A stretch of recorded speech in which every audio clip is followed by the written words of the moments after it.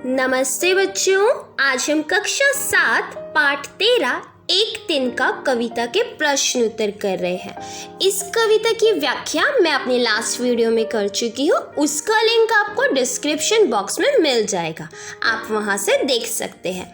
अब प्रश्न उत्तर शुरू करते हैं। प्रश्न 1, नीचे दी गई कविता की पंक्तियों को सामान्य वाक्य में बदलिए। एक दिन का आँख में मेरी पड़ा, ये कविता की लाइन है, इसको सामान्य में बदला गया है। मेरी आँख में एक दिन का पड़ा। दूसरा देखिए, मूठ देने लोग कपड़े की लगे, इसको हम बदल सकते हैं, लोग कपड़े की मूठ देने लगे। अब देखिए एक दिन जब था मुंडेर पर खड़ा, एक दिन जब मुंडेर पर खड़ा था।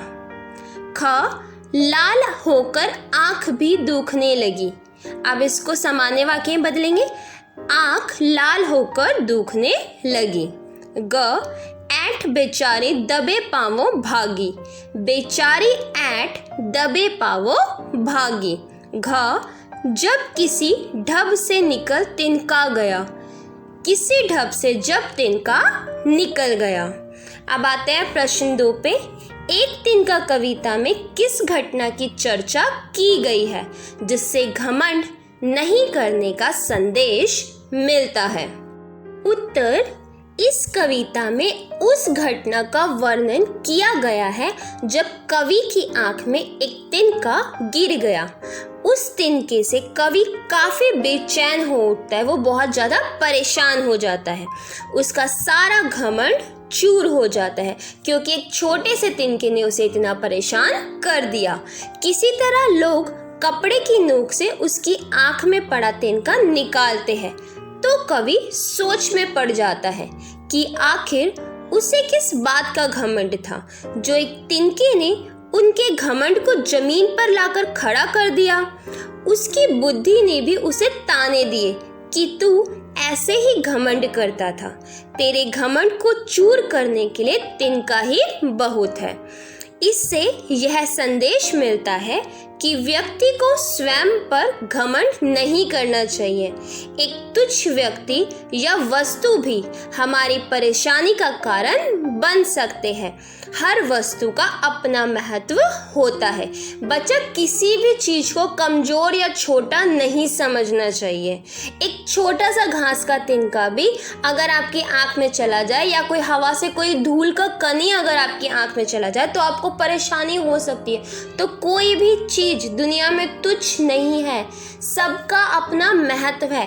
अब ये नहीं पता कि कौन सी चीज कब हमारे काम आ जाए।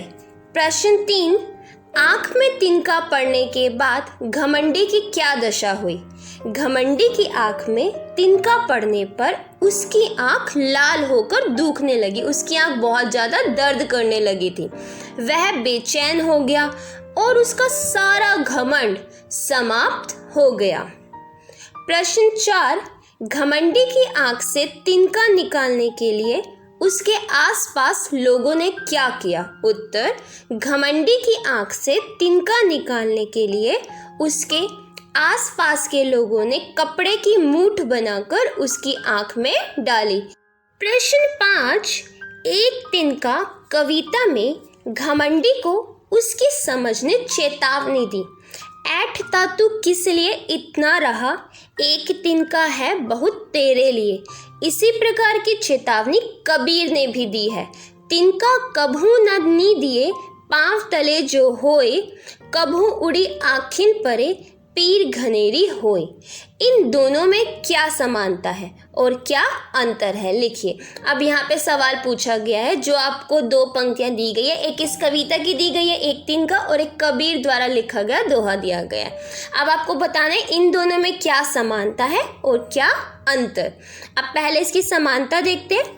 उपयुक्त काव्यांश के माध्यम से कवि ने यह संदेश दिया है कि अहंकार नहीं करना चाहिए, क्योंकि एक छोटा सा तिनका भी अगर आंख में पड़ जाए तो मनुष्य को बेचैन कर देता है। अब इसके बाद इनका अंतर देख लीजिए। दोनों काव्यांशों में अंतर यह है कि हरियोध जी द्वारा लिखी गई पंक्तियों में सभी प्रकार के अहंकार से दूर रहने की चेतावनी दी गई है, क्योंकि एक तिनका भी हमारे अहंकार को चूर कर सकता है। छोटी से छोटी वस्तु का अपना महत्व होता है। दोनों ही काव्यांशों में घमंड से बचने की शिक्षा दी गई है। प्रत्येक तुच्छ समझे जाने वाली वस्तु का अपना महत्व होता है।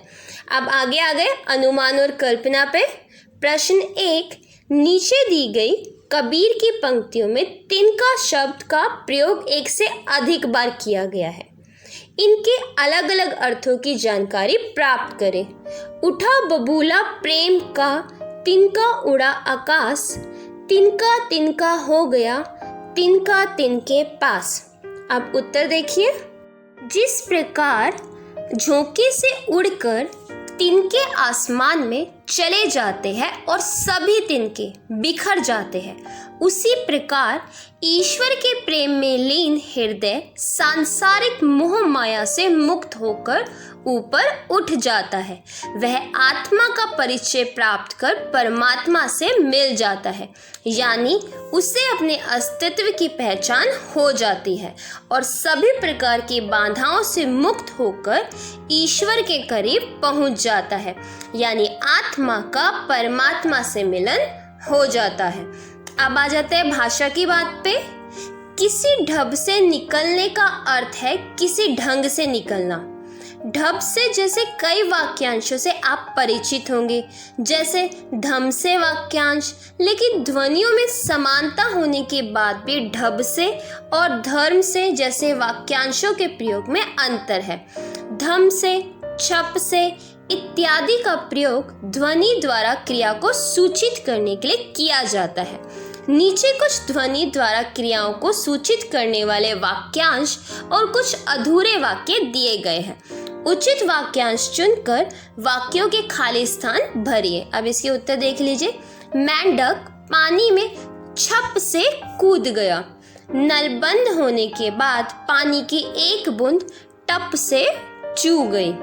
शोर होते ही चिड़िया फुर्र से उड़ी।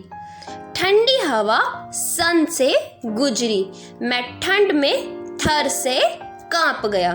तो बच्चा, ये प्रश्न तो यहीं पे समाप्त होते हैं। उम्मीद है आपको समझ आए होंगे। अगर कोई डाउट हो आप मुझसे कमेंट बॉक्स में पूछ सकते हैं।